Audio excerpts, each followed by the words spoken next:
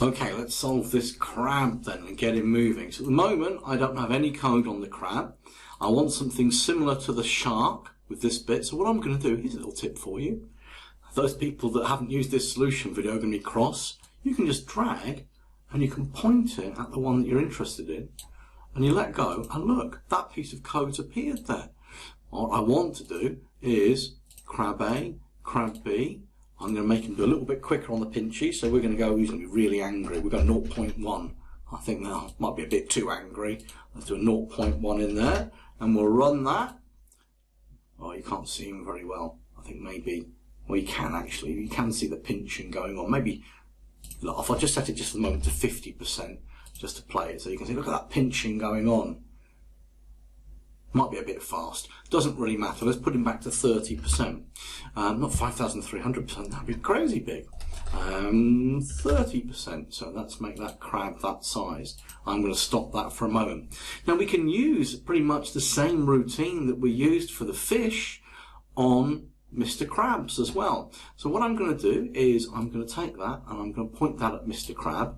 Now I know on Mr. Crab it currently says when I start as clone. I don't want that. I want to put that away and then choose events and just put when the green flag is clicked. So I've got set size to 30% twice, so I don't need that. So I'm going to leave that as show because we might hide him later on.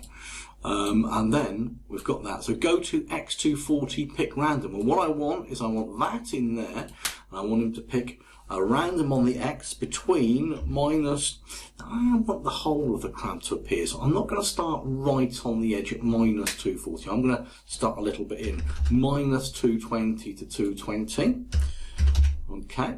On the Y, I want him to start right at the bottom, so I'll put minus 180. I know that I'm going to, well, I'll do it in a moment actually. I'm going to get this in the right order, just for a moment. I'm going to point in direction. He's going to be pointing upwards. I don't want to change X by 4 this time. I'm going to, in motion, I want to just bring that up a bit, change Y by, let's make it 3, he'll move a little bit slower. And put that back in. Now, if X position is less than 230, don't want that. I don't want a less than, I want a greater than, which was here. And I don't want the X position, motion, I want the Y position, there it is. And greater than, so at the top, I'll make it 170. I'll put that in there. If that is true, then he needs to go back to the beginning. Not that command, bye-bye. This command here, whoop, just going to duplicate that one. Oh, it gives me the whole block. Oh, don't want that. There we go. Do you know what? I'll duplicate that again, so I need 2 of those. So in there, that goes like that. Put that in there. If I'm touching the shark, I need to get rid of that one. Put that restart one back in.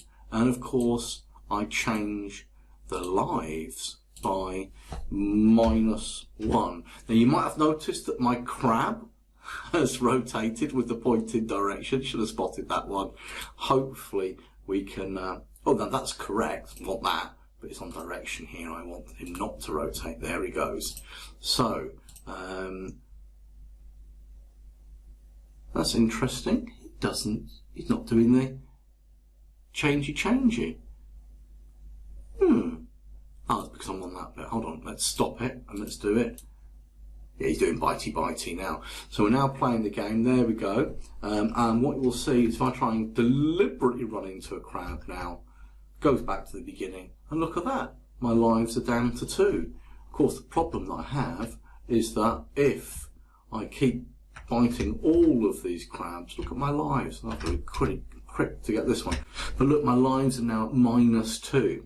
Now that's something for our next task. But there we go. We've got a Mr. Krabs in our game and some lives, and it all works just fine. Excellent news. Onwards and upwards.